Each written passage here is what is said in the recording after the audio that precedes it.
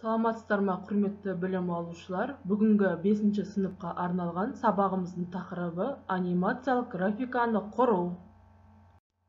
Сабақтың мақсаты барлық оқушылар бағдарлама қызметін білу және нысандарды таңдау. Басым көпшілігі Scratch бағдарламасында нысандарға анимация жасау. Кейбір оқушылар Scratch бағдарламасында жоба құру. Бағалау критерийі: нысандарды таңдай алады, нысандарды анимация жандандыру үшін скрипт құрады. Ойын бағдарламау ортасында тармақталу командаларын қолдана отырып жоба құрады. Scratch программалау ортасының терезесі. Сурет графика арқылы берілген. Кез келген ақпарат жеңіл оңай игеріледі. Сондықтан Scratch программасында жұмыс істеген кезде кез келген бейнені графикалық мүмкіндіктерді қолдану арқылы алуан түрлі етіп көрсетуге мүмкіндік болады. Scratch программасында графикалық блоктарды құрастыру арқылы алгоритмдеу мен программалаудың практикалық мәні көрсетіледі. Scratch нақты әлемнің компьютерлік моделі. Әлем көптеген нысандардың жиынынан тұрады. Программалау ортасында нысандарды спрайт, ағылшын тілінен скрипт кейіпкер элиф деп, кеңістігін сахна, олардың іс-әрекет ретін скрипт деп атайды. Программаны алғаш іске қосқан кезде автоматты түрде спрайт бір атауымен мысық спрайты құрылады.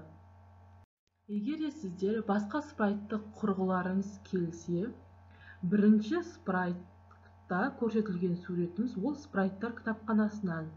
Екінші суретіміз графикалық редактор суретін салу. Үшіншіміз файлдан жүктеу.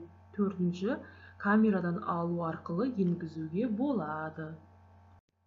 Кез келген жобаны дайындау барысында фондар кітапханасынан қажетті фонды таңдап алуымызға да болады.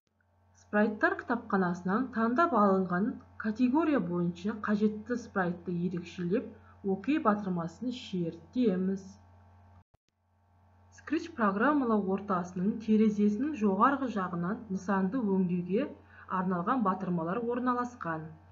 Бірінші штамп құралы, көшірме, дубликат алу. Екіншіміз қиып алу құралы. Үшінші нысанның өлшемін үлкейту. Төртінші нысанның өлшемін кішірейту. Бесінші сұрақ белгісі көрініп тұрғандарыңыз, олар көмек сұраймыз. Сахна шартты түрде декоратты координаттар жүйесіндегідей X және U осьтеріне белгіленген. Сахна ортасында санақ жүйесі басталады.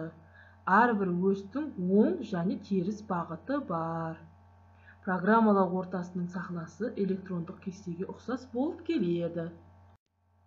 Құрметті білім алушылар, берілген батырмалардың қызметін маған жазып жіберіңдер. Бұл үйге тапсырма болсын сіздерге.